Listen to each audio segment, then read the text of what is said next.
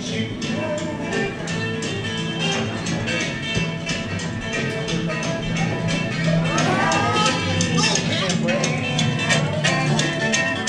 Oh, we got a picture, you see there.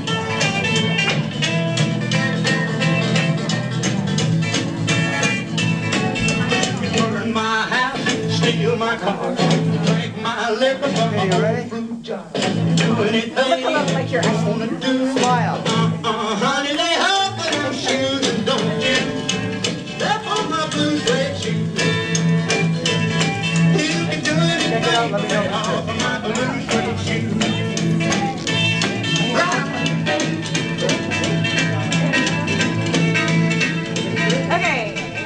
What you were listening to, that was Blue Suede Shoes. That was Carl Perkins. That's Carl right there. Up there, looking down. He wrote that song. He was one of the rare singer-songwriters, I guess, back in that day. A lot of people just recorded everyone else's music. Elvis never wrote a song, which is a little interesting bit of trivia. But he did cover Blue Suede Shoes, which a lot of people think that's an Elvis song. So that next summer in 1954, another artist who was already signed to Sun, this guy's named Scotty Moore.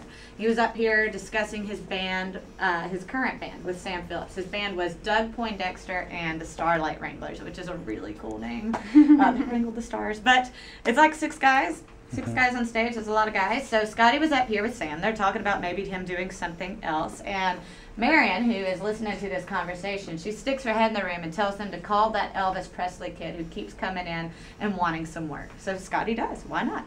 He gets his phone number. He calls up Elvis's house. He ends up talking to his mom. And later on, him and Elvis jam out at home. And Scotty likes him. He's not sure how well he likes him because Elvis is really nervous. But he decides that the kid is worth giving a real chance, a real session, and they schedule for July 5th of 1954 in this room. They're in the picture along with Bill Black over that window. That's Elvis's first real band. Scotty Moore is on the left up there. He's my all-time favorite guitarist. He's a huge influence to the Rolling Stones, so he's still important in modern music. All of this is. Scotty just turned 81 about 3 or 4 weeks ago. Yeah, so he's still rocking. He would have been standing on that X on the ground. This is his spot. Sam Phillips pointed this out to us. So Scotty Moore's right there playing the guitar. Bill Black, he's on the stand-up bass in the background up there. You can't really see him that well, but he was the funny one on stage. He's the one that made people laugh in the audience by spinning the bass around, which he did here, and he carved a hole out into the floor. That's where he stayed.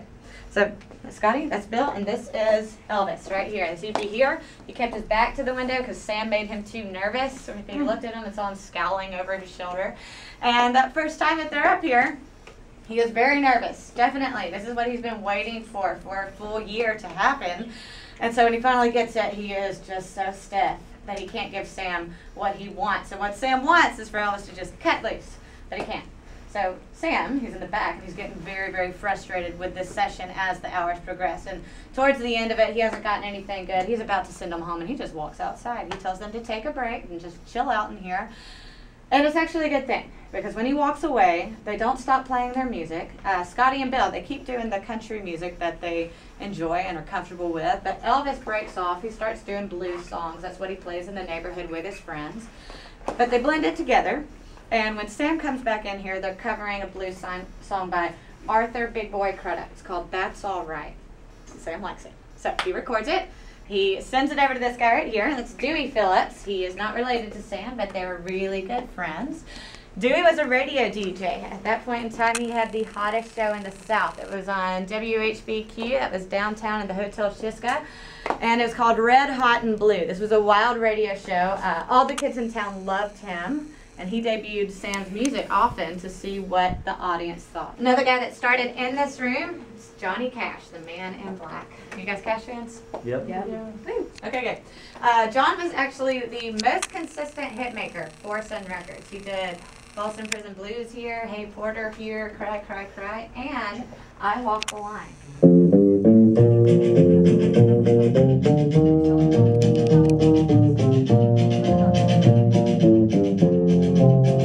Keep a close watch on this heart of mine. I keep my eyes wide open all the time. I keep the ends out for the tide that flies. Because you're mine, I walk the line. Yeah. Thank you. Rock roll. That's all I do on a guitar. Okay. Let's move on to the $1 Million Quartet. Do you guys know this picture?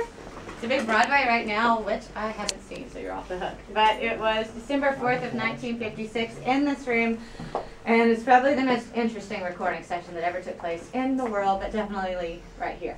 It started out with Carl Perkins, who's in the middle with the guitar, Mr. Blue Suede Shoes.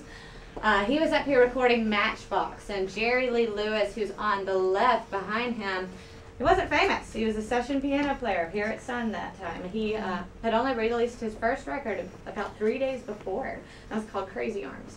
So he's up here with Carl, and Elvis has already been with RCA for about a year at this time. He's already gotten that first movie under his belt, so at this point he's really big, and he should not be anywhere near Sun Records. So he walks in the front door, and Sam sees him. He gets on the phone with the newspapers. He calls them down here to get some pictures. That's the Memphis Press Center.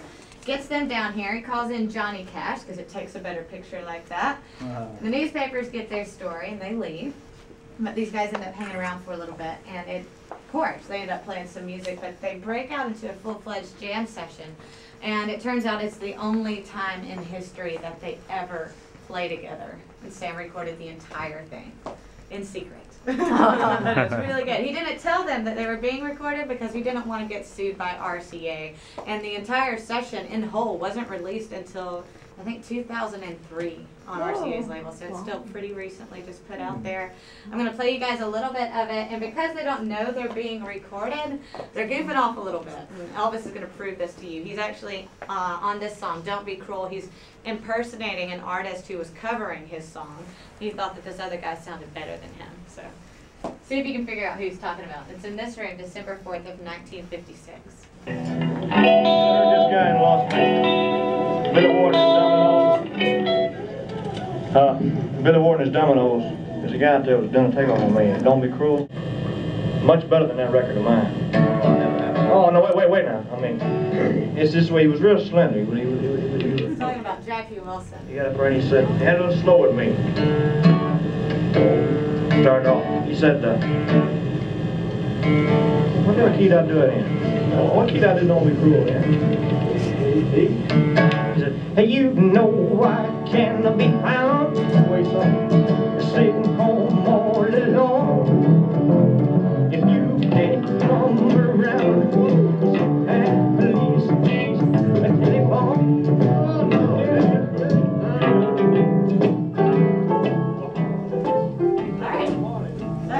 Elvis trying to sound like a guy trying to sound like Elvis, and that is not him playing the piano. That is Jerry Lee Lewis. Jerry Lee is the only one from that picture still alive, and he's very much still living. He's still a rock star to this day, still playing shows, still getting married.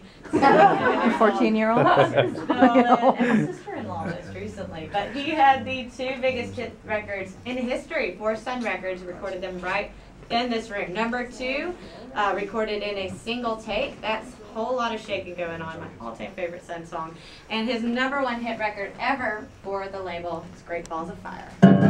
You shake my nerves and you rattle my brain. Too much love drives a man insane.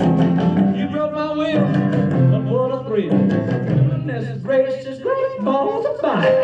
I let you love, but more than funny. You came along and woo, now honey, I changed my mind. This looks fine. All right. Yeah, big thing. So he sold a lot of records. He stirred up a lot of drama, but he also sold a lot of records, and so did everybody else that we talked about and didn't get to talk about on a 40-minute tour. So by the end of the 1950s, Sam had outgrown the place. Very small here. So he moved out after that 10-year lease was up and went down to Madison Avenue, about 2 blocks from here. He opened the Sam Phillips Recording Service in a 3-story building that's still here today. But when he left this building and he took all of his stuff with him, it kind of had a different outcome right here. This place was empty. It remained vacant here for almost the entire next 25 years until 1985 and the Class of 55 reunion album. It's right there behind you guys. This was just some of the original cats from those 10 years. Wanted to get back together up here and make some music. It's Johnny Cash, Roy Orbison next to him. Carl's on the guitar. Jerry Lee's got a cigar stuck in his mouth. He's at the piano. And standing, that's our producer, Chips Moen. The album also had June Carter Cash on it. It had The Judds. It had John Fogerty, some other really good ones. And it won them a Grammy. It's this big, explosive rock and roll 80s album. So we wrote that out, The Perfect Storm. We reopened here permanently about 2 years later. And since then, we've been doing this, and we've been doing those recording sessions. We've been made a U.S. National Historic Landmark, so they can't tear down the building. They've lost that window of opportunity. So we're here to stay. It's pretty awesome. And we record anybody. I don't know if I said that already, but we still record a lot of famous artists as well. I'm sorry? For $4? Oh, no, unfortunately. The custom sessions we still do, but it's now karaoke, and it's $30. But we do still record. It's $150 an hour for the professional time. We've had recently, in the past 6 months, we had the Flaming Lips up here. We've had Lisa Marie Presley. In the past year or so, we've had Chris Isaac, John Mellencamp. We've also had Grace Potter and Bonnie Raitt. We've had Ringo Starr. We've had Beck and Tom Petty and U2. They actually left their drum kit back there, so that's now our session kit today, which is pretty awesome. But the reason that we still have these big bands here, and they can play anywhere they want to in the world, is that this is still very much Sam's room. The floors are original, like I said. The acoustic shape of the ceiling, the baffling, that was Marianne Keitzker's idea for the room. She wrote about that in a magazine, so there you go.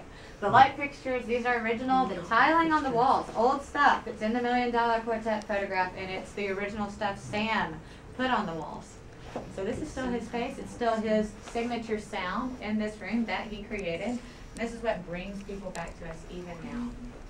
So do you have new technology behind the box? We do. We have new technology, but we can still do it on the old tapes and analog equipment, which is pretty crazy amazing to me. Yeah, it's hard to do. There's almost no place to do that nowadays, which is cool. So we're up to date, and I'm going to stop talking. We'll leave you guys in here to take some pictures and sort of soak up the vibes a little bit. Yeah. Why is there a rose on top of that picture? That is a tourist rose, but it's a very good question. We get the whole lot. I don't know why that rose is there. Okay. I think somebody just put that there, and we like it because we can say, the man underneath that red rose, Mr. Johnny Cash. Okay, gotcha. That's nice. But yeah, that's it. If y'all have any more questions, I'm going to be out front in Marion's office. I do want to show you one more thing. I'm sorry. This is original. It's the only original piece in here we encourage you guys to interact with. And it's the microphone that Elvis Presley used, that Johnny Cash used, pretty much everybody that we've been talking about, because it's the vocal mic that Sam set aside for that purpose during those 10 years here. It's a Shure 55A. The screws have stripped it out, so it falls over to the side, but y'all can hang on to it, cradle it, take a picture anywhere you want in the room. You can walk it across. Elvis in the background, that's always a good one. And that's pretty much it. So he left this for y'all.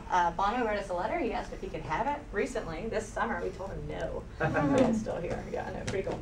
Okay, so you guys take your pictures this time. I'm going to play you Bono and B.B. King's When Love Comes to Town, recorded here.